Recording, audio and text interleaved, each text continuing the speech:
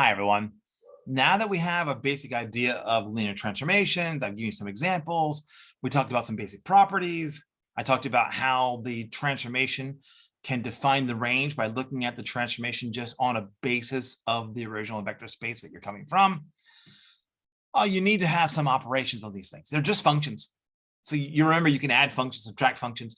Unfortunately, none of that's really useful for us.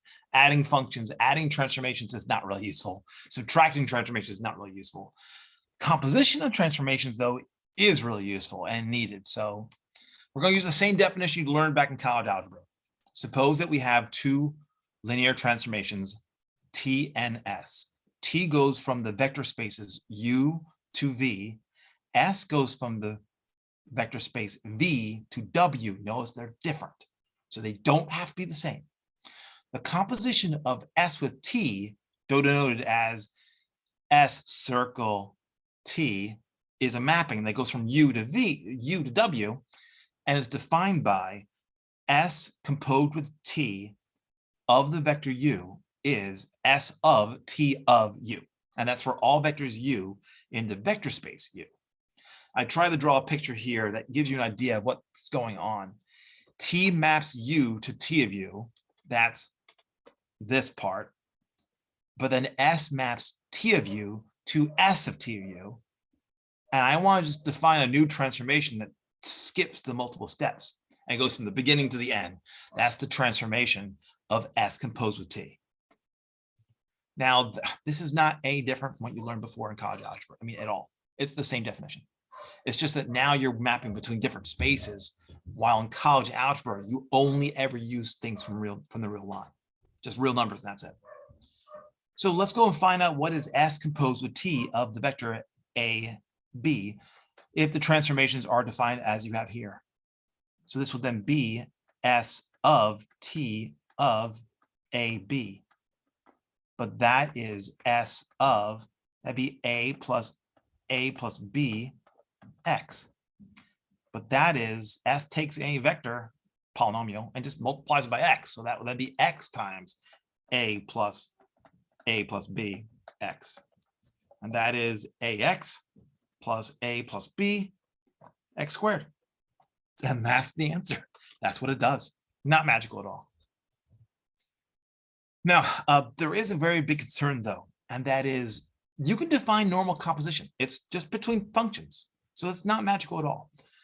But we had not just mappings, but linear transforms. They're not just transforms, they're linear transforms. So then if they're both linear transforms, would the composition be a linear transform? And the answer is yeah, there has to be. All I have to do is just prove the two properties. I'm choosing not to prove both. I'll just do one. So let's suppose you just have some vector U in the vector space U. So let U be a vector in the vector space U. And C is just any scalar. I don't care what you pick. So then S composed with T of C times U is by definition S of T of C times U. But T is linear, so the scalar comes out to get C times T applied to U. But then again, S is linear, so the scalar comes out to get C times S of T of U.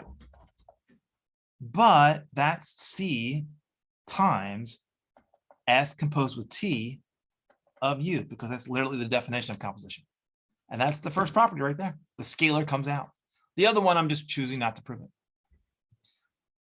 Now you have that down. The last thing we have to talk about for composition is you need to have a familiarity of what it means for two functions, two transforms to be the same. And at the same time, you need to know how the identity transform interacts with transforms when done in composition. It says that if you have a transform and you compose it with the identity, as long as it's well defined, all you get is the original transform. So the identity composed with T would then be T, and S composed with the identity is just S. Notice though the mappings here matter because remember, I's output is V. See, I's output is V, and that output becomes input for S. So then the input for S has got to be V, and it is. So then this is defined. On the other hand, T's output is V, but that has to be input. See, that has to be input for I. So that has to be the input for I, and it is. So then this is well defined. Proving this is true is, again, really easy, and it emphasizes a cool little trick that we use to show that two mappings, two linear transformations, are actually the same mapping. They're the same mapping if for every input you get the same answer. So notice, let U be anything you want in the vector space U. Then the identity composed with T of U, by definition, that would then be the identity mapping of T of U. But focus on the identity mapping. The identity mapping takes whatever it is and returns that vector. So then this is the input for the identity mapping. So that literally is T of U. So this mapping and that mapping have the same outputs for every U in U. Therefore, they're equal. Hence, this mapping equals that mapping. This is a clever little trick that we'll have to abuse once or twice.